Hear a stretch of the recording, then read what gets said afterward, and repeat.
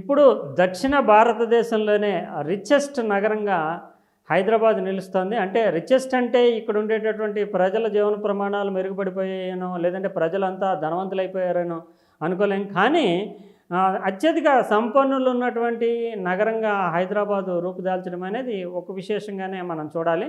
ఎందుకంటే హైదరాబాద్ కంటే దేశంలో చాలా పెద్ద నగరాలు ఉన్నాయి. నిజానికి మన దక్షిణ భారతదేశంలోనే చూసుకుంటే మద్రాసు ఇండస్ట్రియల్ సిటీ, అంతేకాకుండా అతిపెద్ద రాష్ట్రం, దక్షిణ భారతదేశంలోనే అతిపెద్ద రాష్ట్రంగా ఉన్నటువంటి తమిళనాడుకి రాజధానిగా ఉంది. ఇక బెంగళూరు చూస్తే కనుక సాఫ్ట్వేర్ రంగానికి కేర్ ఆఫ్ అడ్రస్, తర్వాత కేంద్ర ప్రభుత్వ సంస్థలు టెక్నాలజీకి సంబంధించి అనేక రంగాలైనటువంటి సంస్థలు ఉన్నటువంటి నగరం బెంగళూరు. ఇప్పుడు హైదరాబాద్ చూస్తే కనుక ఈ రెండింటినీ కాదంటూ దక్షిణ భారతదేశంలోనే ఇంకా చెప్పాలంటే మనం కలకత్తా లాంటి పెద్ద నగరాలు సైతం ఉన్నాయి. కానీ ముంబై అంటే మనకి దేశానికే ఆర్థిక రాజధానిగా పేర్కొంటున్నారు. తర్వాత ఢిల్లీ చూస్తే ఢిల్లీ కేంద్ర ప్రభుత్వానికి రాజధాని, అంతేకాకుండా అక్కడ ఉండేటటువంటి వనరులు చాలా ప్రత్యేకమైనటువంటి విశేషమైనటువంటి. ఆ రెండింటి తర్వాత మిగతా దేశంలో ఉండేటటువంటి అన్ని పెద్ద నగరాలని తలదన్ని హైదరాబాద్ నగరంలోనే రిచెస్ట్ నగరంగా ఇటీవల జరిగినటువంటి సర్వేలో వెల్లడైంది. ఒక ప్రత్యేకమైనటువంటి నివేదికలో ఈ తాజా వివరాలు వెళ్ళాయి.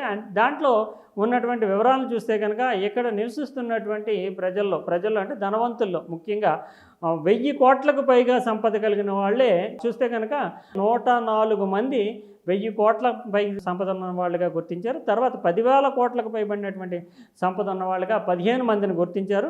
ఇంకా ముఖ్యంగా మిగిలినటువంటి సాఫ్ట్వేర్ రంగము, ఫార్మా రంగము, ఈ రంగాల్లో దేశంలోనే ఒక కొత్త రికార్డులు సృష్టిస్తున్నట్లుగా రానున్నటువంటి 5-10 సంవత్సరాల కాలంలోనే సాఫ్ట్వేర్ ఎగుమతుల్లో సైతము బెంగళూరు కూడా అధిగమిస్తుందని.